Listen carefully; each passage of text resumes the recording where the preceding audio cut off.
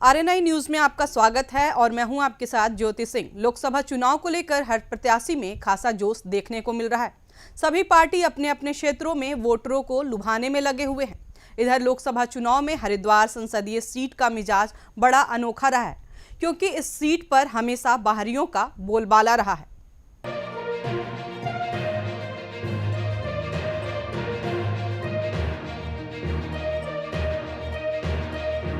आपको बता दें, हरिद्वार लोकसभा सीट पर हमेशा से ही मुस्लिम और दलित वोटरों की अहम भूमिका रही है। 1977 में हरिद्वार सीट वजूद में आई और तब से 2000 तक ये सीट पूरी तरह से अनुसूचित जाति के लिए आरक्षित थी। इसके बाद साल 2009 में इसे सामान्य घोषित कर दिया गया। 1977 में भारतीय लोकदल के भगवान दास राठौर ने इस सीट से अपना कब्जा जमाया। हालांकि 3 साल बाद ही इस सीट पर मध्यावधि चुनाव कराए गए और साल 1980 में भारतीय लोकदल के जटपाल ने चुनाव जीता। 1984 में इंदिरा गांधी की हत्या के बाद यह सीट कांग्रेस के खाते में चली गई और सुंदरलाल सांसद चुने गए। इसके बाद 1987 में हुए उपचुनाव में कांग्रेस ने फिर जीत हासिल की और राम सिंह ने चुनाव जीता। कांग्रेस की लहर का ही नतीजा रहा कि 1989 में एक बार फिर से ये सीट कांग्रेस के खाते में चली गई।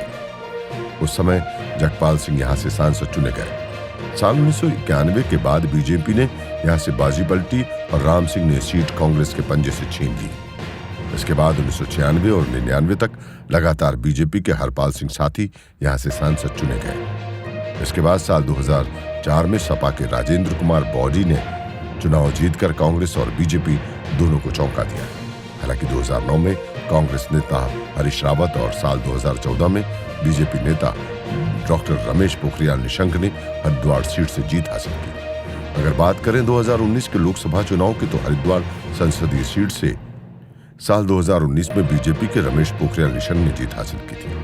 साल 2019 में हुए लोकसभा चुनाव में निशंक को 6,65,674 वोट हासिल हुए थे, जबकि कांग्रेस के अम्बरीश कुमार को 4,06,945 वोट मिले थे।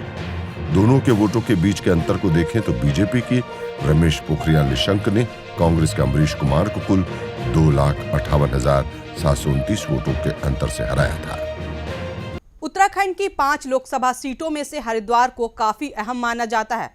ऐसा माना जाता है कि जिस भी पार्टी की जीत हरिद्वार लोकसभा सीट से होती है, उसका असर अन्य 4 लोकसभा सीटों पर भी दिखाई पड़ता है। अब देखना यह है कि इस बार हरिद्वार में कौन सी पार्टी जीत दर्ज करती है। ऐसे ही खास खबरों से जुड़े रहने के लिए बने रहे आरएनआई न्यूज़ के साथ।